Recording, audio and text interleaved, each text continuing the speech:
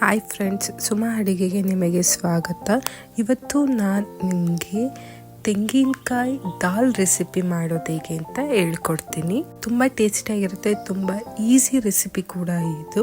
ದಾಲ್ ಮಾಡೋದಕ್ಕೆ ಏನೇನು ಇಂಗ್ರೀಡಿಯೆಂಟ್ಸ್ ಬೇಕು ಅಂತ ತೋರಿಸ್ಕೊಡ್ತೀನಿ. ಮೊದಲಿಗೆ 15 to 20 ಮಿನಿಟ್ಸ್ ನೆನೆಸಿರೋಂಥ ದಾಲ್ ಹಾಕೊಳ್ತಾ ಇದ್ದೀನಿ. 6ರಿಂದ 7 ಹಸಿಮೆಣಸಿನಕಾಯಿ ಹಾಗೂ ಅರ್ಧ ಹೋಳಷ್ಟು ಕಾಯಿ, ಅದರಿಂದ 2 ಟೊಮೆಟೊ ಹಾಕ್ತಾ ಇದ್ದೀನಿ ಹಾಗೂ 1 ಸ್ಪೂನ್ ಜೀರಿಗೆ, 1 ಬೌಲಷ್ಟು ನೀರು ಹಾಕಿ 2 ವಿಷಲ್ ಕೂಗಿಸ್ಕೊಳ್ತಾ ಇದ್ದೀನಿ.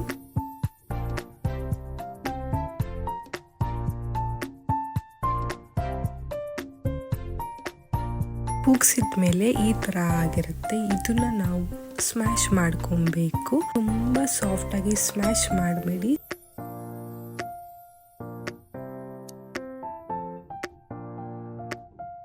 ಇದಕ್ಕೆ ನಾನು ಒಗ್ಗರಣೆ ಹಾಕ್ತಾ ಇದ್ದೀನಿ. 2ರಿಂದ 3 ಸ್ಪೂನ್ ತುಪ್ಪ, 1 ಸ್ಪೂನ್ ಜೀರಿಗೆ,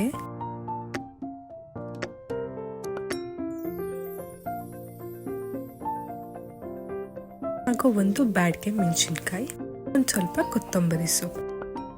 ಇದನ್ನ ನಾನು ಡೈರೆಕ್ಟಾಗಿ ಸ್ಮ್ಯಾಶ್ ಮಾಡಿರೋಂಥ ದಾಲಿಗೆ ಹಾಕೊಳ್ತಾ ಇದ್ದೀನಿ.